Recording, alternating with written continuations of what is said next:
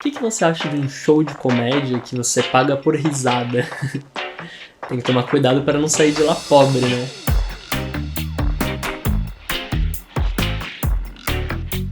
Foi o que aconteceu com o Teatro Eneu, uma sala de espetáculos em Barcelona. Eles sofreram uma queda grande no público depois que o governo resolveu aumentar de 8% para 21% o imposto sobre os ingressos, para conseguir arrecadar mais diante da crise econômica. Foi aí que uma agência de publicidade instalou em todas as poltronas tablets que analisam as expressões faciais. No novo modelo de negócio, o público entra de graça, mas paga 30 centavos por risada, até o limite de 80 risadas, que dá 24 euros. Como bônus, você pode compartilhar uma selfie sorrindo com seus amigos. Depois, um aplicativo pelo celular realiza o pagamento automaticamente.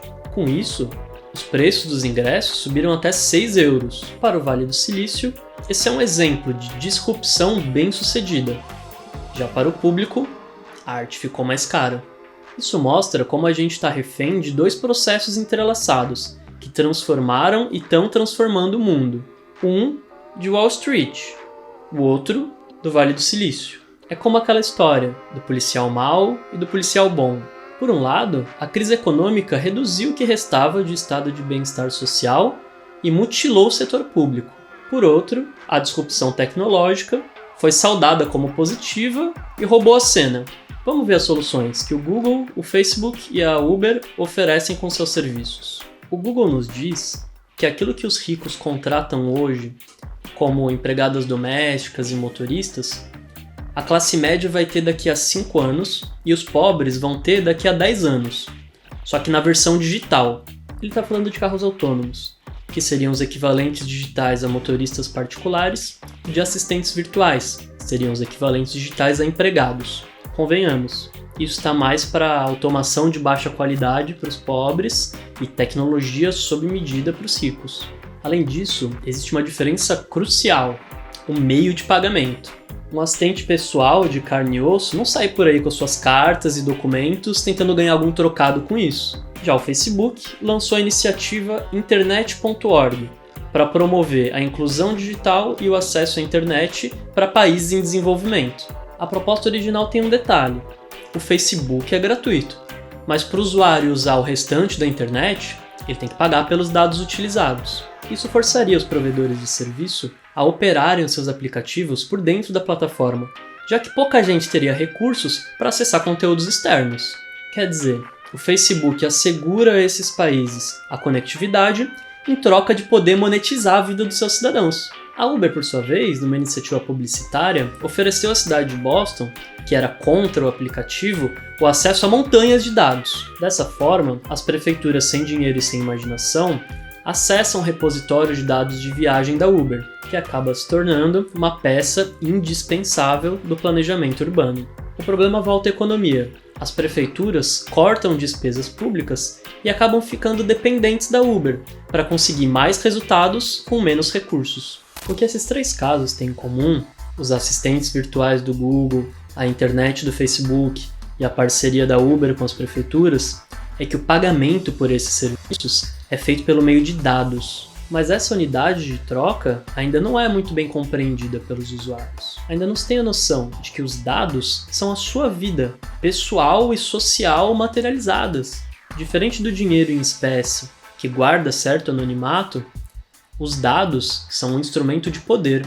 E ele só tem valor se a empresa conseguir agregar enormes fragmentos da sua existência, como viagens, comida, leituras, comunicação. Para conseguir agregar todos esses dados, os aplicativos invadem a nossa vida. O que antes fazia por prazer, agora passa a ser firmemente guiado por aplicativos, para monetizar a sua ida à academia, para leiloar vagas de estacionamento públicas nas ruas, reservas em restaurantes.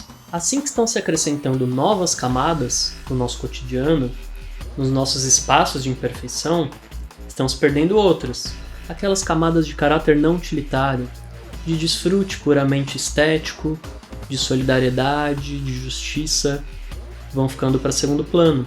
Se por um lado, muitos no planeta ainda vivem sem o direito de se conectar, por outro, também não existe o direito à desconexão e à privacidade.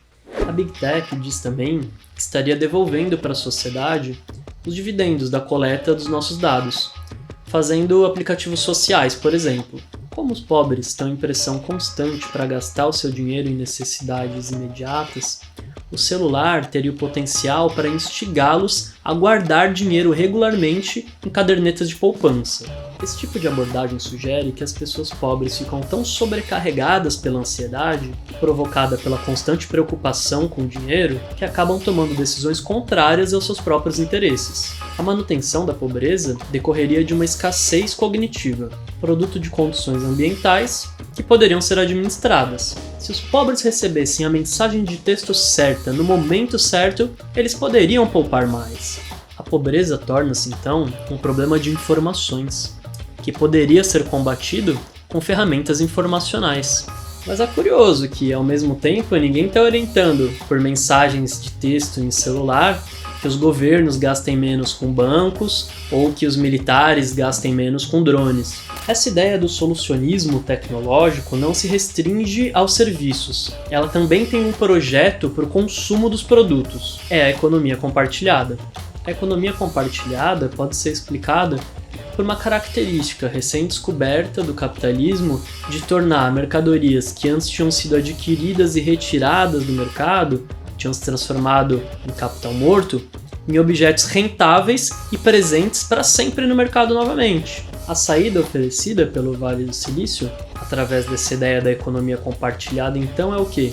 É você emprestar a sua casa, o seu automóvel, os seus objetos pessoais a outras pessoas, transformando todo mundo em microempresários de suas pequenas posses. Pode parecer atraente, como forma de lidar com o consumo exacerbado, apresentando as possibilidades de possuir ou alugar, mas na prática, os que já são proprietários monetizam seu próprio desconforto, por exemplo, alugando sua casa enquanto moram com parentes. E aqueles que não podem ser donos de seus próprios bens desfrutam um vislumbre de vida boa, de vez em quando. Dados o enorme desemprego atual, a estagnação dos salários e os preços de aluguéis exorbitantes, o que acaba acontecendo na prática é a racionalização da pobreza. Em todos os casos, são respostas de mercado para as consequências, e não soluções para as causas da crise econômica.